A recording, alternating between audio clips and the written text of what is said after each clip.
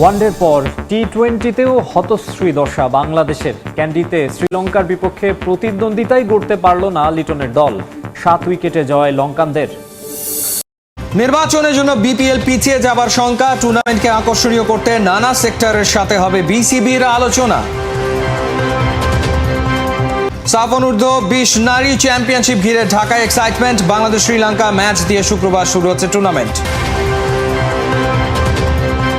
Club বিশ্বকাপের সেমিতে Real মাদ্রিদের বেহাল পরিস্থিতি, স্প্যানিশ জায়ান্টদের কাঁদিয়ে ফাইনালে পিএসজি।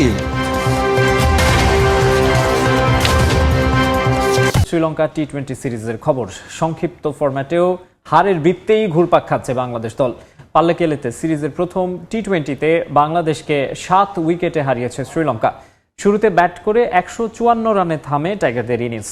জবাবে নিশাঙ্কা মেন্ডিস ওপেনিং জুটিতেই সফরকারীদের ম্যাচ থেকে একরকম ছিটকে দেয় লঙ্কানরা। 3 উইকেট হারিয়েই তারা পৌঁছে যায় জয়ের বন্দরে। সিরিজে 1-0-তে এগিয়ে গেল স্বাগতিক দল। টি-20তেও বাংলাদেশের ফ্লপ স্টার্ট। লঙ্কানদের টর্নেডোর বিপক্ষে টাইগারদের বিগ শট খেলতেই হাঁসফাঁস। কি নাইম, কি সাইফুদ্দিন লম্বা সময় পর ফিরেও দেখাতে পারেননি কারিশমা।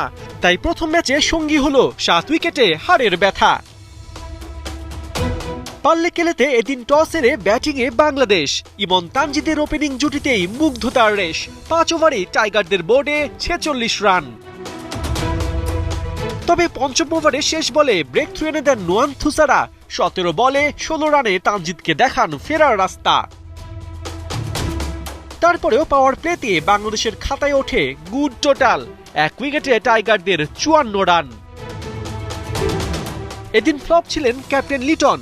11 বলে 6 রান তুলতে ভেন্ডার্সের বলে ডিরেক্ট গন। পরের ওভারে পারভেজ ইমনও বাড়ান হতাশা। 22 বলে 38 রানে তাকে ফেরান মাহেশ থিকসানা। শেষ 2 ওয়ানডেতে 50 হাঁকালেও হৃদয় এদিন স্কোর করতে পারেননি বড়। 13 বলে 10 রান তুলতেই তাকেও ফিরতে হলো। ওয়ানডেতে ফ্লপ হলেও টি-20তে মেহেদী মিরাজের ব্যাটে ছিল রানের ছোঁয়া। 23 বলে 29 রানে তাকেও ফেরান থিকসানা। তবে 3 বছর পর টি-20 দলে ফেরা নাইম শেখ বারবার পেয়েছিলেন সুযোগ, কিন্তু কাজে লাগাতে পারেননি। 16 রানে রিভিউ নিয়ে বাঁচেন প্রথম দফা। এরপর 19 রানে কিপারের ক্যাচ মিসে সুযোগ পান দ্বিতীয় দফা। তারপরেও বড় শট খেলতে খাবি খেয়েছেন। শেষ পর্যন্ত শামীম পাটোয়ারির 5 বলে 14 রানে 150 ক্রস করে বাংলাদেশ। টাইগারদের টোটাল দাঁড়ায় 5 উইকেটে 154 রান। নাইম অপরাজিত থাকেন 29 বলে 32 রানে। লক্ষ্য তাড়া করতে নেমে পাল্লেকেলেতে কুশাল মেন্ডিস আর পাথুম নিশাঙ্কার ব্যাটে বিধ্বংসী সুর। 4 ওভার 4 বলে রান ওঠে 78। মিরাজের বলে সামান্যর জন্য 50 মিস করেন নিশাঙ্কা। 16 বলে 42 রানে আউট হয়ে ধরেন ফেরার রাস্তা। 13তম ওভারে কুশাল পেরেরাও ফেরেন। 24 রানে তার উইকেট তুলে নেন রিশাদ হোসেন। তবে মারকাটারি ছিলেন কুশাল মেন্ডিস, ভুলেও করেননি 50 মিস। সাইফুদ্দিনের বলে আউট হবার আগে 51 বলে করেন 73 রান। শেষ পর্যন্ত 7 উইকেটে হেসে খেলে ম্যাচ জিতে নেয় শ্রীলঙ্কা। টেস্ট ওয়ানডে শেষে এবার টি-20 হারের পরও সেই পুরানো কথাই বললেন বাংলাদেশের অধিনায়ক লিটন কুমার দাস। ব্যাটারদের দায়িত্বহীনতার কারণেই হারতে হয়েছে লাল সবুজের প্রতিনিধিদের। বারবার সুযোগ পেয়েও ব্যাটারদের কাণ্ডজ্ঞানহীন ব্যাটিং ভোগাচ্ছে দলকে। ভালো শুরুর পরও এভাবে ব্যাটিং কলাপসের কোনো ব্যাখ্যা নেই লিটনের কাছে। তবে বোলারদের দিনটা ভালো না গেলেও এই জায়গায় কোনো অভিযোগ নেই ক্যাপ্টেনের, বরং রিশাদ তাসকিনের প্রশংসাই করলেন captain. Very disappointed. I mean, not today's game. We played last 7-8 game. We have to take responsibility. Whoever batted well, you have to keep batted well, keep batted a little bit of long period of time. I thought 170 is a pretty good wicket to chase down because we have a very good bowling side. Still, we don't bowl well. That doesn't mean we have a bad side, but Taskin is our main bowler. Any cricketer have that bad day, so that's why Rishad he bowled really well. I mean, those kind of wicket, if he bowl right area, is more difficult to batsman to judge.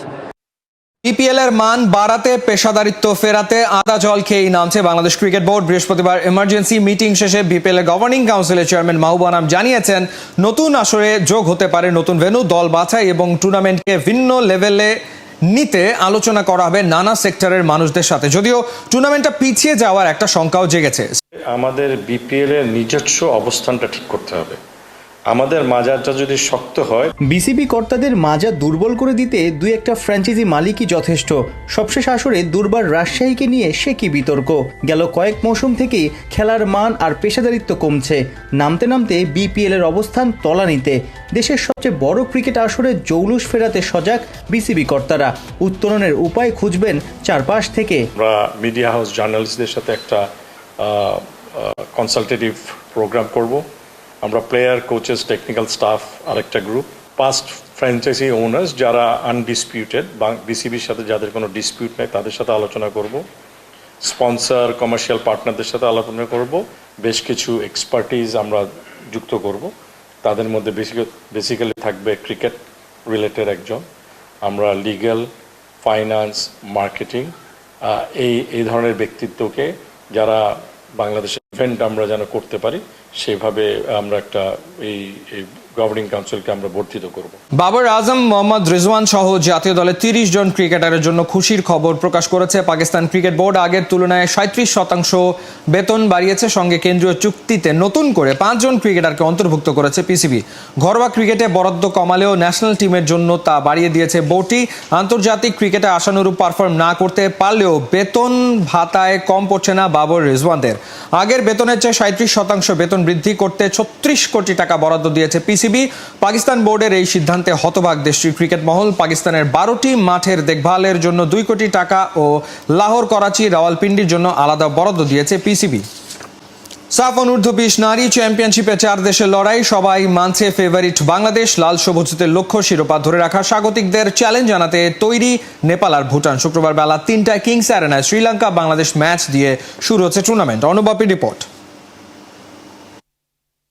মেঘলা দিনে মনে মেঘ উকিঝুঁকি মারুক অথবা মনটা পড়ে থাকুক আনমনা হয়ে, জাগুক যত নতুন ছন্দ কবিতা বাঁকে বাঁকে, তবুও রক্ষে নেই ছাড় পাওয়ার উপায়। নারী ফুটবলারদের জন্য আরও একটা মহাযজ্ঞ।